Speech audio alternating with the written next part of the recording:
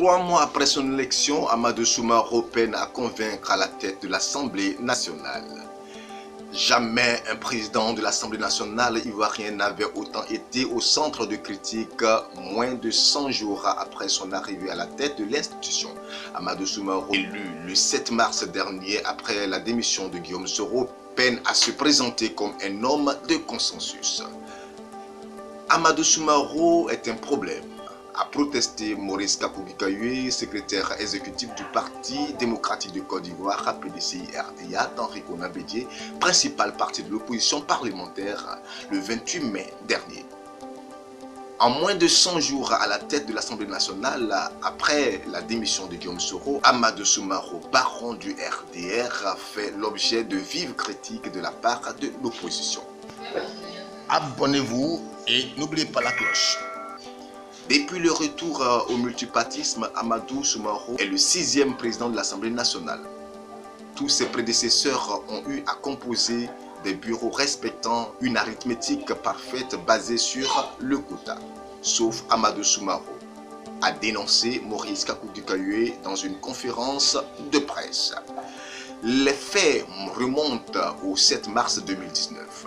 Ce jour-là, Amadou Soumaoro est porté à la tête de l'Assemblée nationale par les députés issus du RHDP dans une salle désertée par les députés de l'opposition qui dénonçaient une violation des tests. Jamais dans l'histoire de la Côte d'Ivoire, un président de l'Assemblée nationale n'avait été élu sans un minimum de consensus entre la majorité et la minorité parlementaire, rappelle l'analyste politique Innocent Niemble.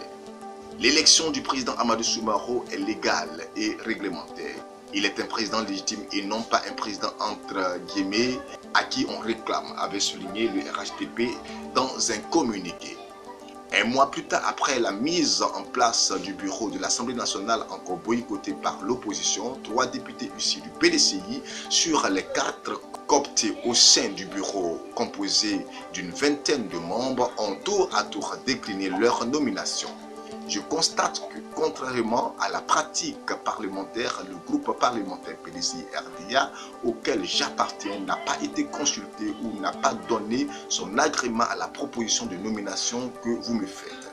Écrit la députée Juliette Kinaya Kamara à Amadou, l'invitant à prendre attache avec le président de son groupe parlementaire afin de renouer le dialogue dans l'intérêt supérieur de la nation. Soumaoro n'a pas pris directement attache avec le PDCI, mais plutôt approché des médiateurs de l'Union africaine en vue de trouver une issue favorable, non seulement avec le PDCI, mais avec les 3 groupes parlementaires de l'opposition, notamment le PDCI et Vox Populis et le rassemblement proche de Soro Guillaume. Cette médiation a échoué, clament les 3 groupes parlementaires, chacun se rejetant la responsabilité de l'échec des négociations.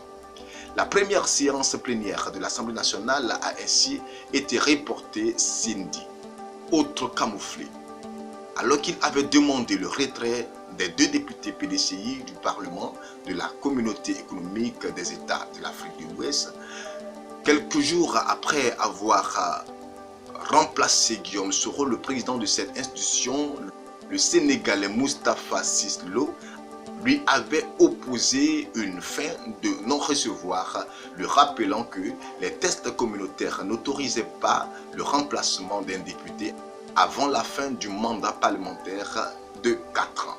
Au sein de l'institution elle-même, Soumaoro doit faire face au mécontentement de 41 cadres proches de son prédécesseur qu'il a remercié et qui dénoncent un renvoi abusif. Regroupés en collectif, ils ont ainsi un avocat qui devrait porter l'affaire devant les tribunaux en cas d'échec des négociations. Toutes ces affaires ne semblent pourtant pas perturber Amadou Soumaoro.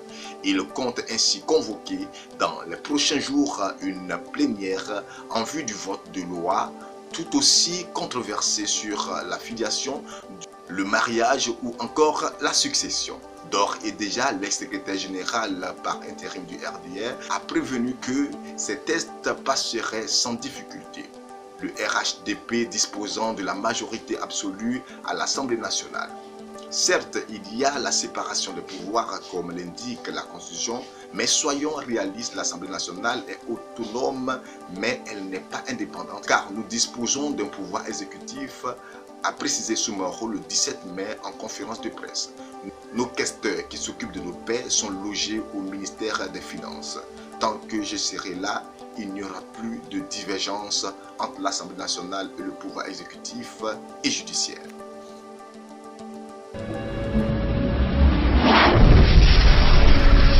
Canal Ivoire vous offre des espaces publicitaires, spots et bandes déroulantes dans ses vidéos Facebook et YouTube pour la promotion de vos produits, prestations et événements. Unité 10 000 francs. Pack semaine 50 000 francs avec un affichage chaque jour. Pack bi-hebdomadaire 90 000 francs avec un affichage chaque jour. Pack mois 150 000 francs avec un affichage chaque jour. Contactez vite le service commercial du Canal Ivoire pour accroître votre visibilité au 09 18 49 86 2 x 05 54 49. Canal Ivoire, l'excellence.